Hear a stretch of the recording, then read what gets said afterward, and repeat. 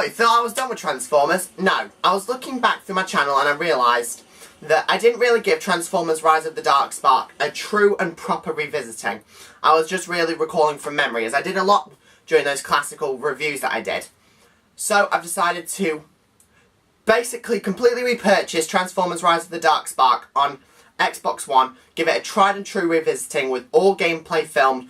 Basically, I played through the entire game from beginning to end, from Drift to Optimus.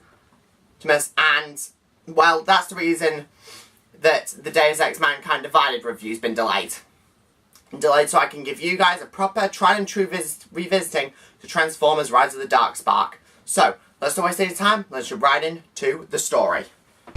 So it's the story. The story starts off with Drift on Earth as it's being attacked because the Dark Spark has fallen to Earth after many centuries of being lost to space. And Lockdown has come to retrieve it so he can get a proper, real big bounty from it. And Drift is worried that humans are losing trust in them, so it was quite clear that this game takes place just before Transformers Age of Extinction, as in that film the Autobots are being hunted down and killed. Now, then we jump to Cybertron during the war, as Shockwave, Starscream and Soundwave are searching for the Dark Spark, whilst also encountering the Insecticons. So a lot of the story is being on Cybertron with fighting Megatron to destroy the Dark Spark, and then jump into Earth, where it's the new Autobots trying to find Lockdown to get rid of the Dark Spark. And now, that's kind of it for the story. Let's jump right into the presentation. Now, the presentation is where the Transformers Rise of the Dark Spark begins to falter a little bit. The presentation isn't exactly the best. It looks like a slightly up-res version of Transformers for Cybertron, but it is still really good with the new models for the new Autobots looking almost identical to the ones used on the film, even with the gloss effects, which I'm not particularly fond of. And then it looks really well. They incorporate the Stealth Force feature into the vehicle modes, which is really good because I love the Stealth Force from Transformers Dark of the Moon, having all of those guns pop out while they're in vehicle mode. I mean, seriously, seeing a missile launcher popping out of a Bugatti Veyron, trust me, there is no better thing to see. But it's quite glitchy, there's a bit of texture pop in, and the models aren't always at their best, and the lip syncing can sometimes be a bit off on Megatron. But that's all for the presentation. Let's move right on to the gameplay. The gameplay, again, it's not exactly the best. It's the same type of gameplay from all of High Moon Studios' Transformers game, but slightly updated again, to include the special abilities of each of the Autobots and Decepticons. Drift has got his Samurai Slash, Cliff Jump, Lockdown, well, you don't really play as Lockdown that much, but Lockdown has got Time, and so on and so forth.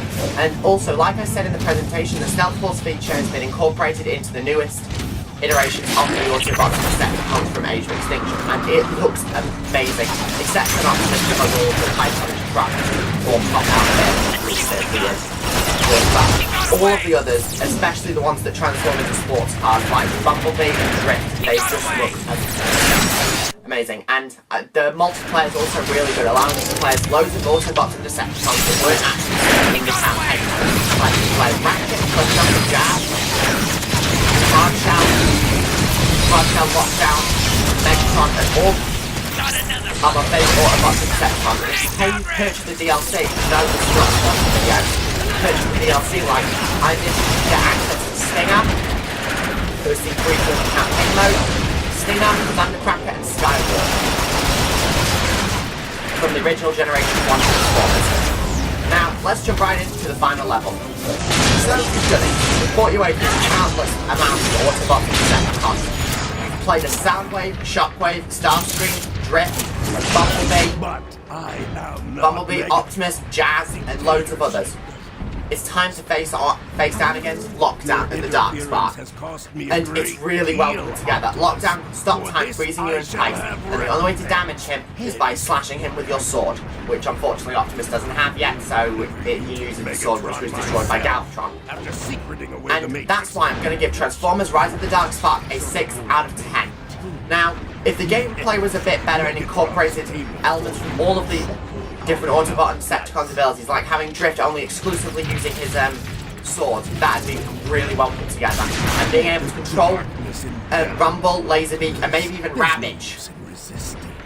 Ravage, if the campaign was a little longer and the gameplay was more fleshed out, and they had more multiplayer mode, I would easily give this game a 9 or a 10.